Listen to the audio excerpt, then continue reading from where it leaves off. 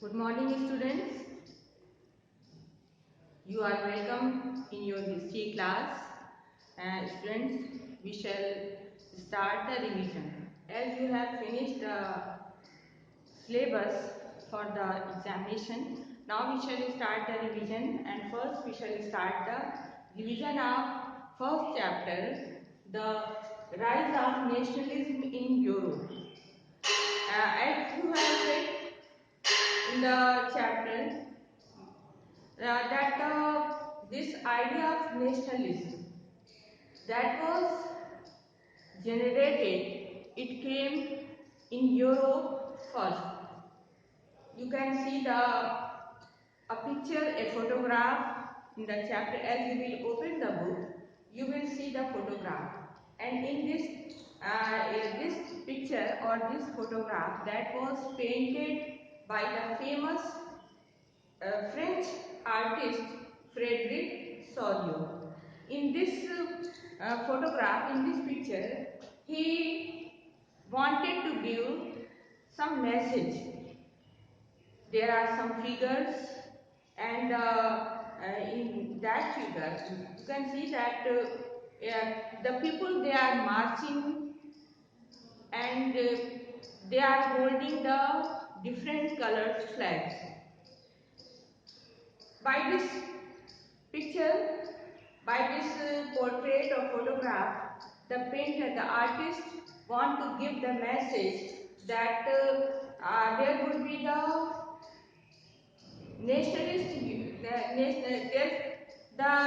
nationalist unity that would be formed in Europe. As children, you know that when this picture was painted, people did not have any idea of nationalism. In all over Europe, there were the monarchical form of government. The monarchs, the monarchs or the rulers, they control the power. So the artist had given the message that one day the monarchical form of government that would be vanished. The people, they would be independent, and the nationalism that would be developed in all over Europe.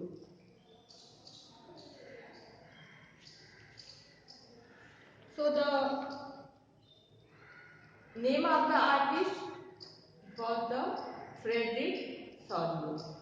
Now come on, we shall start part 1, the French Revolution and the idea of nation. Class, we can see that the French Revolution that marked the beginning of nationalism in Europe.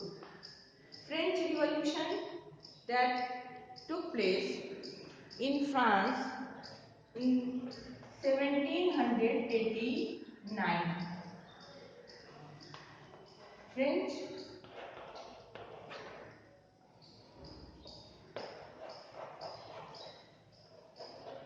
Revolution 1789. Class, this French Revolution that is very important in the history of nationalism, because French Revolution that is the beginning of change. Revolution means to change abruptly. So French Revolution that was occurred in 1789 that brought abrupt change in political system of Europe. Before the French Revolution, France was a territorial state. It was controlled, it was ruled by a monarch, and he had absolute power. He had controlled all the power, he had absolute power. Now in 1789, children, in previous class you have read, because you have read many reasons of French Revolution, why the French Revolution occurred, and what were the grievances of the people, what difficulties they had faced. Because you know that any revolution can never happen without without the torture, without some grievances the people they suffer. So the French people, they had revolted in 1789. Why they had revolted? Because they were not satisfied with the political system. They were not satisfied with the system that was prevailing in France during that period.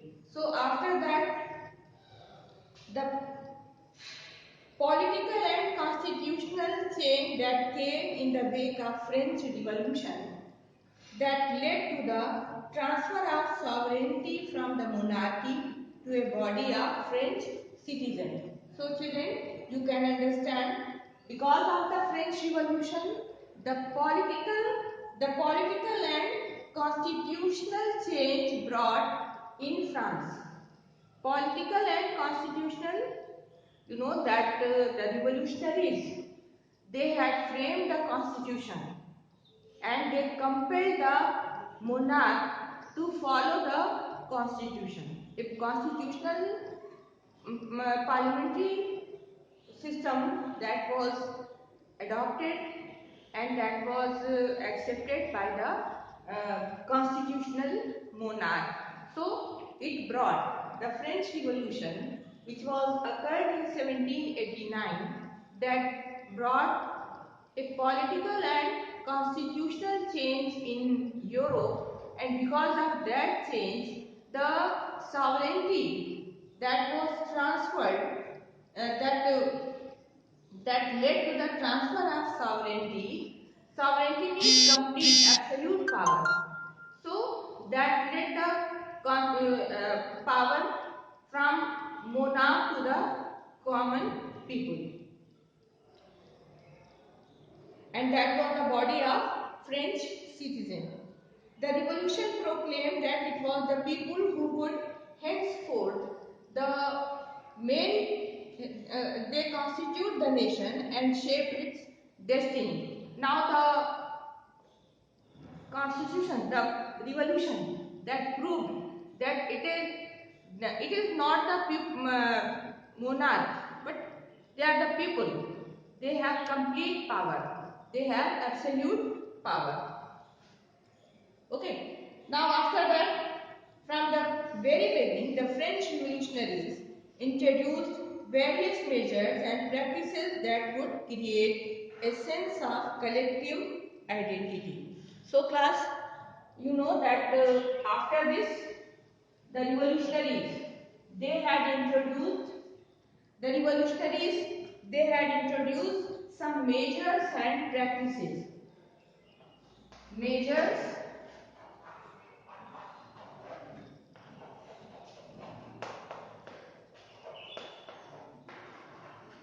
Yes. So the revolutionaries of French Revolution, they had introduced some measures and practices, and that could create a sense of collective responsibility. Why they had introduced some measures and practices? So that it create a sense of collective identity. Now, first of there are some important things. And number one, the idea of la patrie was introduced under the measures and practices which were introduced by the French revolutionaries to create a sense of collective responsibility. Number one was the idea of la patrie. It means la patrie, that is the French term, it means the fatherland, and it creates the idea that the fatherland, the country, the nation where the people live, that belong to all the people who are living in the land, who are living on the land. So the idea of fatherland was developed, and les citoyens, la patrie, the two ideas were developed. La patrie and les citoyens. Both are the French term. La patrie means fatherland. Les citoyens means citizen. It developed the idea that all the individuals who are living at that area, they are the citizen, and they are the citizen of the fatherland. They all have the equal rights and they all have equal powers. Okay, next one, a new French flag that was designed. A new French flag that was also tricolor flag. Three colors were used, and new French flag that was designed, it was chosen, and that replaced the royal standard. This new flag that removed, it was adopted, it was chosen in place of the royal standard. Royal standard means royal flag. Earlier the monarchs, they used their own flag. So that was replaced. The royal standard, the royal flag was replaced by the new tricolor flag. So that was the another measure and practice. The State General was elected. A body of active citizens. Active citizen means those who had right to vote. In France, all the people, they did not have right to vote, and the constitution that was framed after the French Revolution, it gave the right to the propertied men. Only the propertied men, only men who had the property had right to vote, and they were called active citizen. And rest of the people, those who did not have any property, those who did not have any money or land, and women, they were treated as passive citizens. They did not have right to vote. So a body of active citizens was formed, and that was called as the States General. It was called States General, and later it was renamed as the National Assembly. So that was the third practice which was followed, that was the third measure and practice which was followed by the French Revolutionary. New hymns were composed. New hymns were composed means the new songs in praise of nation, in praise of fatherland was composed, and oaths taken, many new oaths were written, and martyrs commemorated. Martyrs means those who had sacrificed their lives for the sake of nation, for the sake of revolution. They were considered as martyrs, they were commemorated, they were remembered.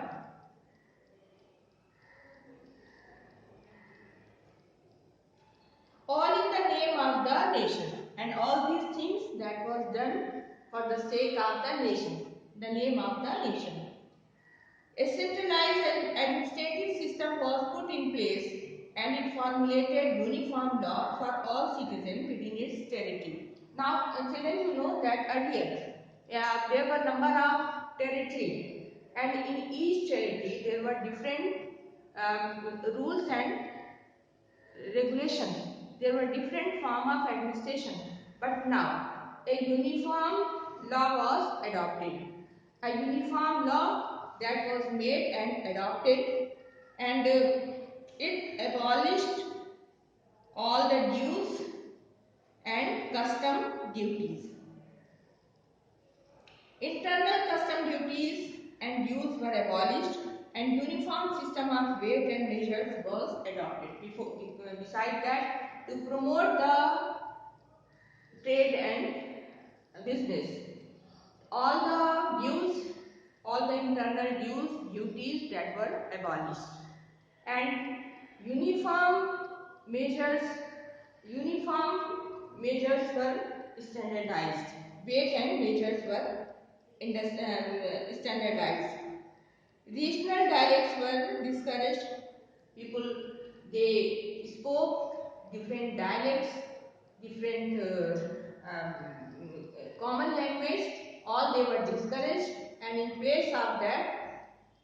language that was adopted as the national language. The revolutionaries further declared that it was the mission and the destiny of the French nation to liberate the people of Europe from despotism. So children, as you have read, the nationalists, they had overthrown the monarch. They had overthrown the despotism. Despotism means it was the belief that the monarch, they were the despot. They were appointed by God. They had some heavenly power. Now the revolutionaries, they had overthrown. Not only in France, but they also had claimed, they had also had announced, declared that wherever there would be the despotism, they would try to root out that. They would try to remove that. So it was a challenge not only for the French ruler, but for all the monarchical rulers of Europe. Now children, you can understand when the news of such type of event reached to other part of Europe, some people became, the common people became very excited, and now you can understand that they became very much impressed by the idea of French Revolution, and wherever the French army that reached, they were welcomed. The common people of other part of world, they had welcomed the French armies. Now class, you can see that another important event took place in France, and that was the controlling of power by the Napoleon Bonaparte. Napoleon, he was an army general. He had controlled France. He had controlled power in France in 1804, and he became the general of France. He became the dictator of France, and he had issued some codes, some laws that was popularly known as Napoleonic Code or Civil Code of France. So according to the Civil Code of France that was issued, that was framed by Napoleon Bonaparte, and it issued in 1804. That Civil Code of Napoleonic Code or Civil Code that did away all the privileges based on birth, established equality before the law, and secured the right to property. Now this Civil Code of France, now children,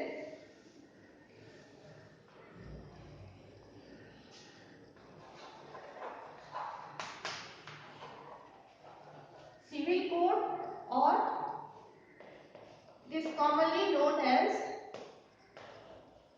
Napoleonic Code, that was framed in 1804, and it became popular. It had brought some changes.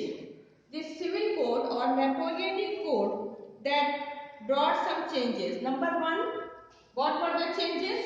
Civil Code or Napoleonic Code that was framed by Napoleon Bonaparte in 1804, and that had brought some changes in France. Number one, it did away all the privileges based on birth. It did away means it removed.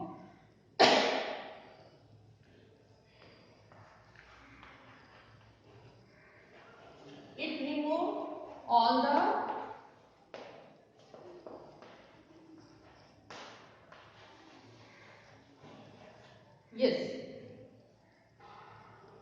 all the privileges based on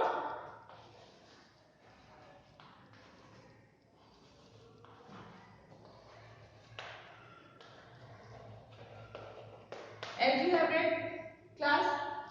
that before the revolution, the upper section of society, the first and second state, the church and the nobility, they had all the privileges.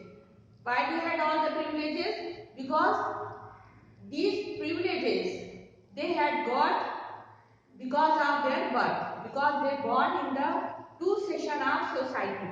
So, by the Napoleonic Code of 1804, all the privileges based on birth that was removed, that did away. And another was that equality before the law was maintained. Equality before the law means all the individuals, they were equal before the law without any privileges. The another one, next, the right to property. Number one, it removed the privileges. Number two, equality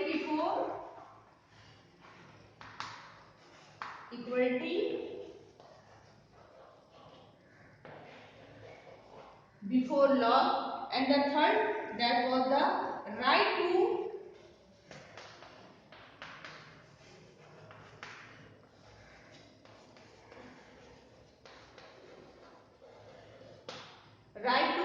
property. So children, you can understand the Napoleonic Code that was quite impressive for the common people. And now, number one, it removed all the privileges based on birth, equality before law was established, and right to property was given.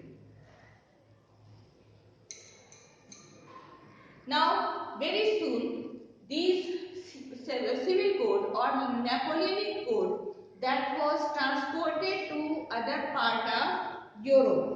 The other part of Europe, like in Dutch Republic, Switzerland, Italy, and Germany. Napoleon also had simplified the administrative system. He had simplified administrative divisions. He had abolished the feudal system. Feudal system, that was a system, economic cum political system which was common during the medieval period of Europe. Napoleon abolished the feudal system and freed peasants from serfdom and manorial dues.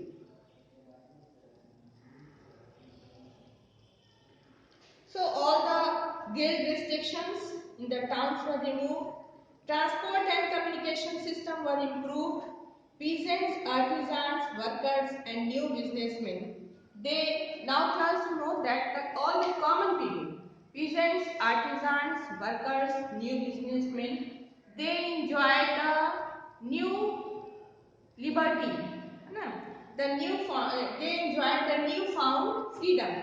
They had enjoyed, the freedom was provided to them.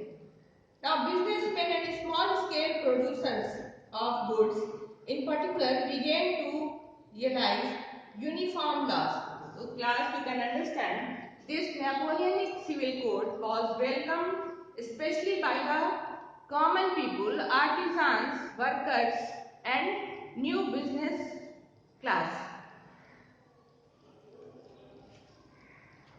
Napoleon was an army general.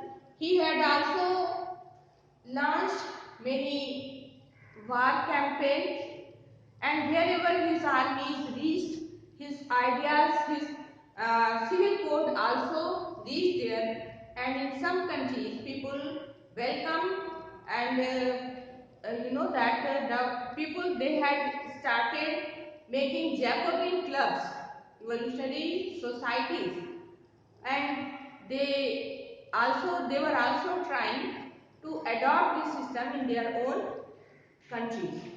Okay class, thank you, have a nice day.